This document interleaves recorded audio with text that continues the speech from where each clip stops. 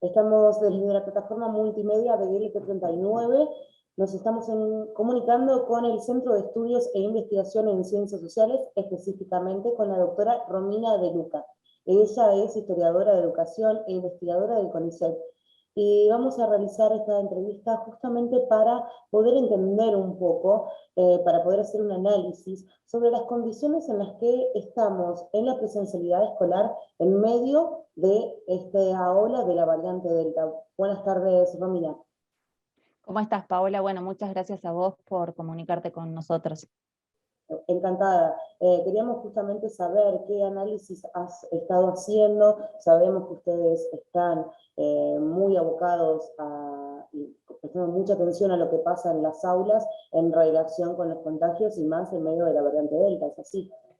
Sí, vos fíjate que precisamente habíamos coordinado esta entrevista para poder pensar el problema de la vacunación pediátrica a propósito de pensar, digamos, bueno, qué mecanismos cuentan niñas y niños para afrontar, digamos, esta presencialidad plena que empezó a lanzarse a partir de los primeros días de septiembre, y justo el viernes, digamos, se conoció en todos los medios un caso en una escuela de Ciudad de Buenos Aires, donde hubo 43 contagios, se sospechaba que era cepa delta, y luego se confirmaron 3 que eran de la cepa delta, ¿no? Pero lo cual es como una especie de botón de muestra de lo que está ocurriendo en el sistema educativo, y al punto tal que esto prendió la alarma de los epidemiólogos diciendo, bueno, esto es una luz amarilla, ¿no? Es decir, tenemos que tener precaución. Y efectivamente, porque, digamos, cuando uno examina, ¿no?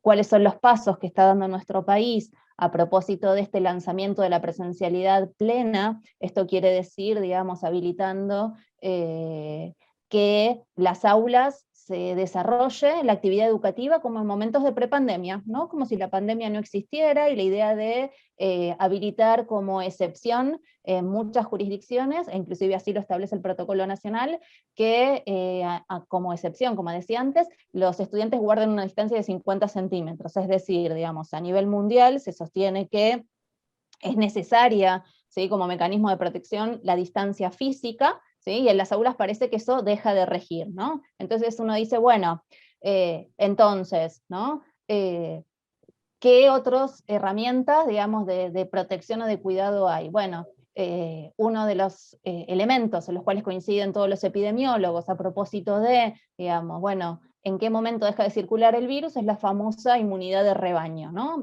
Primero con la cepa original, luego con la cepa delta, se estableció que esos valores oscilaban en la vacunación con esquemas completos, esto quiere decir con 2 dosis de toda la población, entre el 70 y el 80%, ¿no? Nuestro país hoy está arañando casi el 40%, está entre el 39 y moneditas, ¿no? 39% y moneditas de personas vacunadas con esquemas completos. Y en la discusión, digamos, a nivel mundial, lo que se está pensando es que niñas, niños y adolescentes, si no son vacunados, van a ser el reservorio en el cual va a circular el virus, ¿no? Por eso yo contaba antes el caso de la escuela de la Ciudad de Buenos Aires, ¿no? y esta alarma. Entonces, digamos, y efectivamente se discute que la necesidad de vacunar niñas, niños y adolescentes. En nuestro país, ¿sí? No solo estamos a mitad de camino de garantizar una inmunidad completa para el conjunto de la población, es decir, ese 80%, sino que niñas, niños y adolescentes prácticamente no están siendo vacunados. Y esto quiero decirlo porque digamos, se anunciaron en los medios el inicio de la vacunación pediátrica, las famosas dosis de Moderna, las dosis de Pfizer que están llegando, muy a cuentagotas. De hecho, digamos, hubo un lote, digamos, primero dijeron 200.000, después dijeron 100.000, ¿no? Bueno, es decir, nada. Y en realidad esas vacunas, en lugar de destinarse a la población infantil, se están destinando mayoritariamente a completar esquemas de la población adulta. Con lo cual, digamos, no se está vacunando a niñas, niños y adolescentes. El viernes, ¿sí? El viernes cerca de la tardecita, que fue cuando hice la última revisión en el monitoreo de salud, se habían aplicado apenas 149.633 dosis de Moderna para población 12-17 con comorbilidades. Y quiero decir, digamos, sirve dimensionar cuál es la población objetivo, porque si nosotros entendemos que niñas, niños y adolescentes van a ser el reservorio del virus, tenemos que hablar de cerca de 4.600.000 niñas y niños aproximadamente entre 12 y 17 años. Este número es la matrícula de la escuela secundaria, ¿no? Ya ni hablemos si, de nuevo, como en el resto del mundo se está discutiendo la vacuna ultrapediátrica, es decir, las pruebas que se están realizando dicen que con bastante éxito, digamos, de la vacuna de Pfizer, digamos, para la población de 6 meses en adelante, es decir, para cubrir, digamos, a todo lo que sería la población en edad escolar, ¿no? Las ultrapediátricas, las famosas ultrapediátricas. Si pensamos cuál puede ser la población objetivo, ¿sí? No te digo ya de niños de 6 meses o de 2 años, sino de los que estén en la escuela primaria, estamos hablando de 4.800.000 niñas y niños más, ¿no? Con lo cual, las dosis de Moderna y lo que está llegando de Pfizer este año, ¿sí?, es una gota en el desierto, porque tener una población objetivo de cerca de 4.600.000 para poder vacunar a todos, porque acá la discusión no es si niñas y niños no van a morir, sino si niñas y niños no van a, digamos, evitar que sean vector de circulación del virus, es decir, que el virus llegue a sus familias y a sus casas, digo familias que están vacunadas con esquemas completos, solo con suerte el 40% a hoy, con lo cual si hacemos la proyección al ritmo de vacunación que tenemos ahora, para ver cuándo alcanzaremos la inmunidad de rebaño, con suerte va a ser noviembre largo si las dosis de vacunas llegan para el conjunto de la población.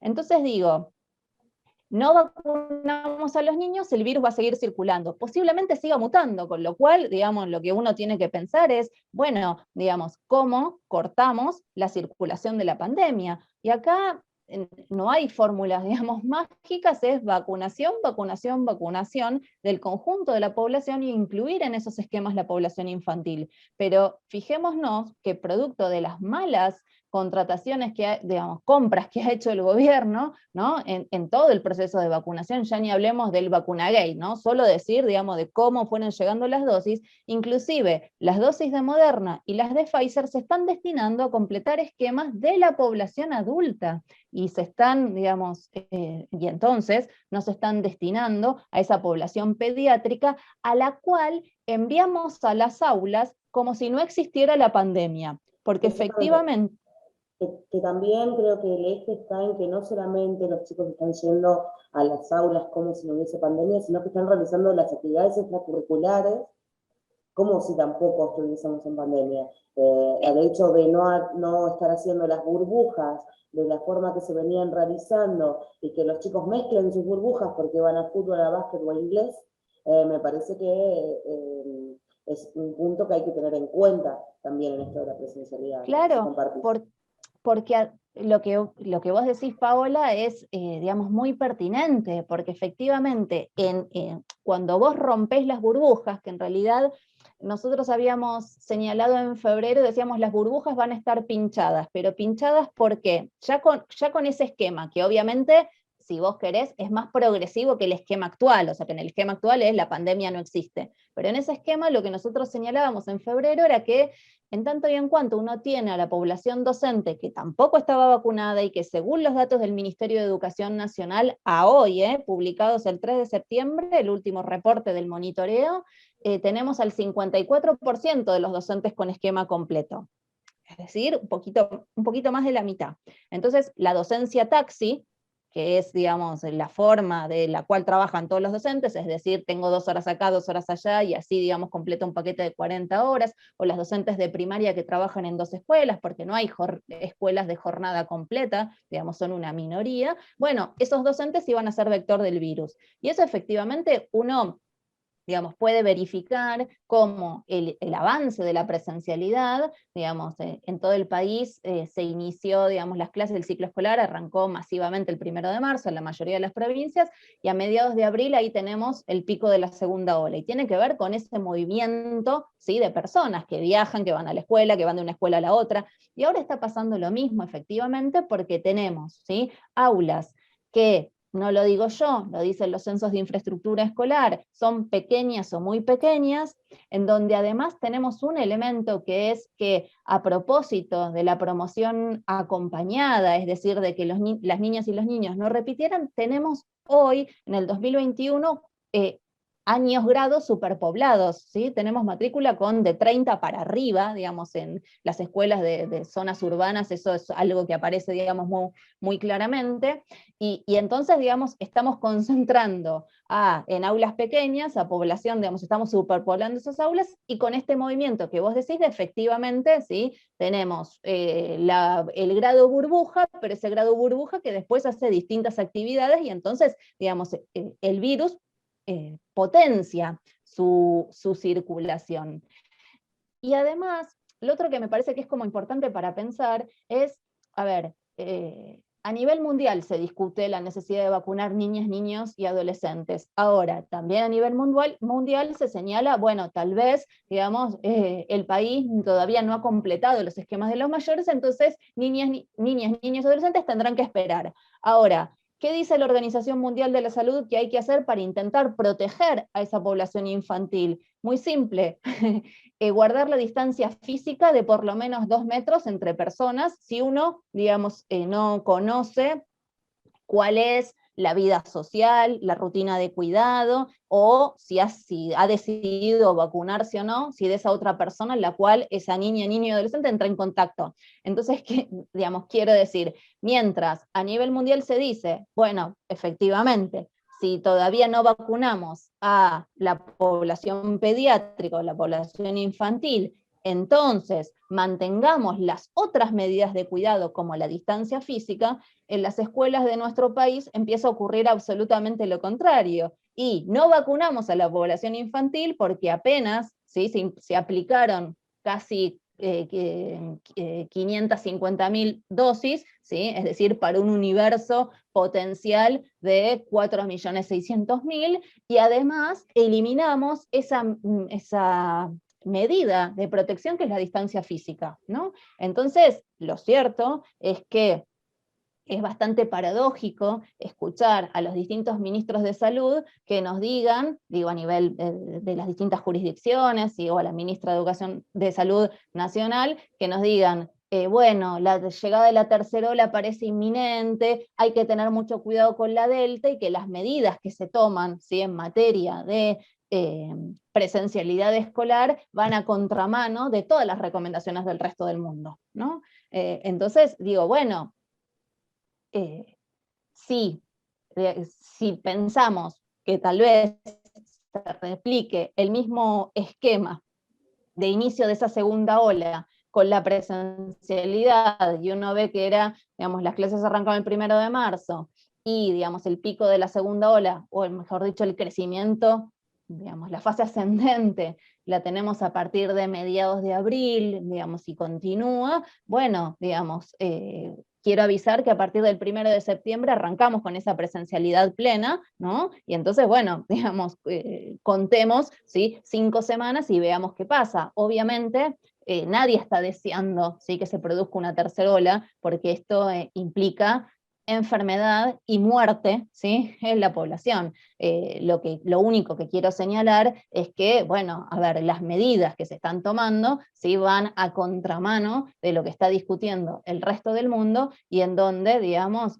producto de una pésima negociación de los esquemas de vacunas, estamos usando las vacunas que tendríamos que destinar para los niños, esos de los cuales decimos que son nuestro futuro, ¿sí?, bueno, ¿no?, las estamos usando para vacunar a los mayores. Y te creo, si bien vamos a seguir hablando, digamos, del tema, porque es el contexto en donde nos basamos, te quiero consultar, ¿qué todo esto de la presencialidad, la no presencialidad, la posibilidad de que se vuelva para atrás, si esto que estamos hablando, ojalá que no, pero llegase a ocurrir, cómo afectaría a los niños, a las niñas y a los adolescentes volver a las clases virtuales, y en un punto B, qué cosas ha dejado en expuesto esto justamente de la pandemia en cuanto a la educación. Sabemos que ha habido problemas de conectividad en gran parte de los estudiantes, que esto ha tratado de llevar a los padres a estar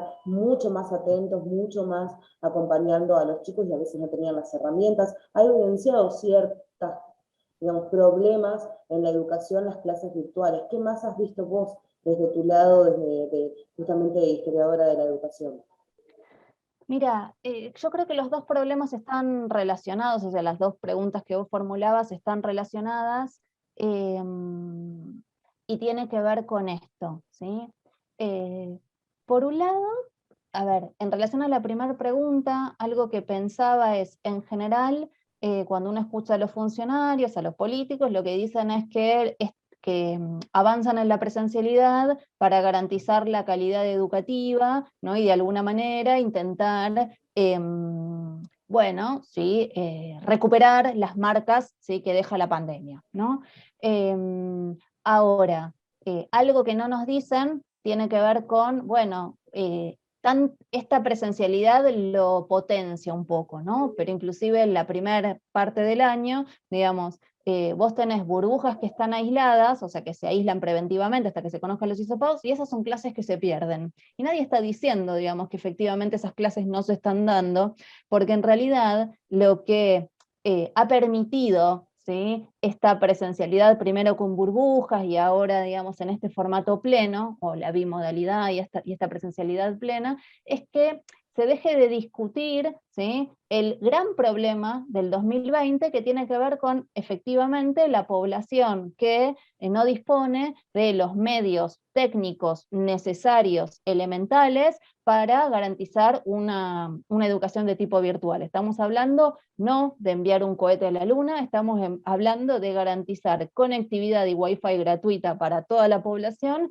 y dispositivos, digamos, computadoras, digamos, para poder continuar ese proceso. Por otro lado, y otra de las paradojas que muestra, ¿sí? La pandemia es tener, digamos, cientos de miles de docentes desocupados, ¿sí? Y tener por otro lado docentes que estaban sobrecargados de tareas, porque efectivamente lo que es, digamos, la gestión de la educación virtual implica adaptación de recursos, además, digamos, implicó una modalidad de trabajo casi te diría, digamos, de 24/7, es decir, mucho más intenso, y esto inclusive lo muestran, y las encuestas del Ministerio de Educación, o sea, que ha realizado en el mes de julio, ¿sí? Del año pasado, como una de las cosas que denunciaban los docentes era la sobrecarga de trabajo, ¿no? Entonces digo, fijémonos que no estamos pensando ni en el 2021, es decir, como vos decías, si hubiera que, digamos, dar marcha atrás por, digamos, una tercera ola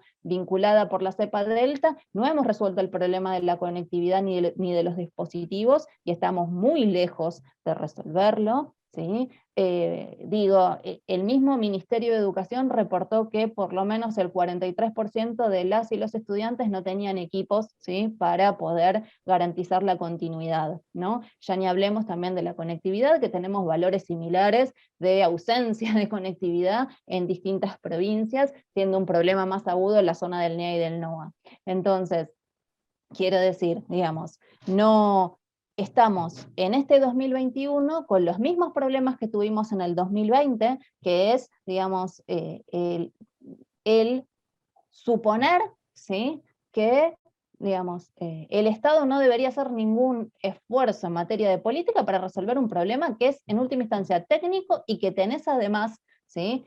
Capital humano, es decir, docentes desocupados que podrías contratar para mejorar las condiciones pedagógicas, porque efectivamente lo que narran los docentes y lo que relatan las familias es, bueno, digamos, lo complicada que es la virtualidad, ¿no? Obviamente, porque no es que yo prendo la computadora e inmediatamente replico un aula, ¿sí? Inclusive en términos, digamos, esto lo han experimentado centralmente las mujeres, que han sido las principales acompañantes pedagógicas de sus niños, digamos, durante todo el 2020, ¿no? Que no es que yo, digamos, lo siento al chico, le prendo la computadora y me pongo a trabajar por mi cuenta, no, tenés que estar ahí para que efectivamente siga, ¿sí? El proceso pedagógico, ese elemento, entre comillas, ¿sí? Digamos, represor, ¿sí? De lo que el chico quisiera hacer, que tiene un aula, ¿no? Que estás ahí, y bueno, tenés que, digamos, predispones tu humanidad y no tenés otros estímulos, digamos, que te estén compitiendo en relación a ese aula. Entonces, digamos, y esto, la virtualidad se rompe, ¿sí? La disposición de ese espacio para poder, digamos, desarrollar el hecho educativo. Entonces digo, tenés a las madres acompañando, digamos, a niñas, niños. Los docentes, que no es verdad, digamos, que pedagógicamente es lo mismo, ¿sí? Esa clase, que yo agarre el pizarrón y empiece a escribir, ¿no? Con lo que está pasando del otro lado, ¿no? Hay que hacer todo un proceso de elaborar otros recursos, de poder pensar, y digo, y si quisiéramos garantizar un mejor seguimiento de ese proceso educativo, obviamente lo que necesitaríamos es achicar los grupos, es decir, tenemos docentes desocupados, bueno, perfecto, contratémoslos, desdoblemos, ¿sí? los cursos, los grados, y efectivamente hagamos un mayor trabajo de seguimiento. Si estuvieran preocupados por la educación de millones, y estamos hablando de 12 millones de niñas, niños y adolescentes que tienen el sistema educativo, bueno, efectivamente se garantizaría técnicamente y humanamente lo que es necesario para desarrollar ese proceso educativo. Ya ni hablemos de los otros aspectos que hay que tener en cuenta. Bueno, cómo incide el encierro, la violencia intrafamiliar, ¿sí? El estrés, la angustia que genera en niñas, niños, digamos, no poder ver o visitar a sus abuelos, o sea, digo, pero eso ¿cómo lo trabajamos? Bueno, lo podríamos trabajar si tuviéramos equipos de orientación escolar o gabinetes escolares en las escuelas que pudieran atender esa población, y quiero decir, digamos, no alcanza con 3 personas para 1000 estudiantes como ocurre si tenés suerte de tener un gabinete en muchas escuelas. Y lo mismo, a lo largo y a lo ancho del país tenés que los colegios de trabajadores sociales, digamos, reclaman que se implemente el famoso artículo de la Ley de Educación Nacional, que es del 2006, que, digamos, que se compromete a dotar a cada escuela con un gabinete o un equipo de orientación por escuela. Y eso no solo no pasa, sino que además lo que tendríamos que pensar es que inclusive es insuficiente. Entonces digo, sí, avanzamos hacia una tercera ola, lo cierto es que estamos en el peor escenario, porque, digamos, a ver, venimos de una presencialidad que tuvo mucha discontinuidad, de además, ¿sí? La resolución en el 2020 de decir, bueno, digamos, trabajemos sobre los contenidos prioritarios, hagamos una promoción acompañada, y en el 2021, como si la pandemia se fuera a esfumar, ¿no? Mágicamente, veremos qué hacemos. Y lo cierto es que ahora estamos, ¿sí? Transitando esa presencialidad con discontinuidad, ¿no? En donde inclusive no hemos modificado las condiciones pedagógicas generales para poder mejorar, ¿sí? Las trayectorias educativas, los seguimientos, y entonces decir, bueno, sí, esto de voy a recuperar, voy a armar un bloque pedagógico y entonces voy a lograr, ¿sí? Que se alcancen los contenidos, no es cierto. Y quiero decir, inclusive por las mismas resoluciones del Consejo Federal, digamos, lo que está ocurriendo en muchas escuelas, que es lo que quedó pendiente el 2020, digamos, y por las sugerencias que hace el ministerio, eso se va a aprobar con un trabajo práctico. Entonces quiero decir, ¿no? A ver, todo esto en un país que en tiempos normales 1 de cada 3 de sus estudiantes no comprende lo que lee.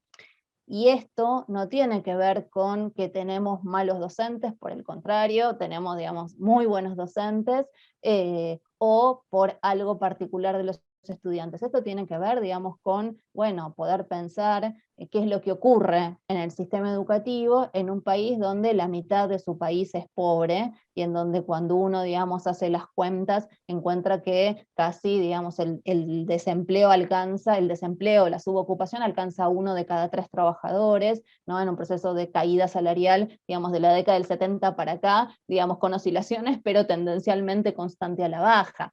Entonces digo, bueno, ¿no? es esa sociedad que produce, ¿sí?, que la mitad de su población sea pobre y que 6 de cada 10 niñas y niños vivan en hogares pobres, casi 7, ¿sí?, si hablamos de hogares monomarentales. Bueno, ¿no? Efectivamente, esa sociedad, ¿sí?, que dice que valora la educación, en realidad, digamos, no está preocupada por eso, porque no resuelve el problema y porque además, digamos, bueno, digamos, cuando vos tenés una sociedad que excluye a la mitad de su población, ¿no? Tal vez la educación de esa mitad te deja de importar, por más de que digas lo contrario, ¿no? Entonces, Pues bueno, la pandemia exacerba y profundiza, ¿no?, tendencias previas, digamos, previas, preexistentes en el sistema educativo, y lo cierto es que la forma en la cual, digamos, se está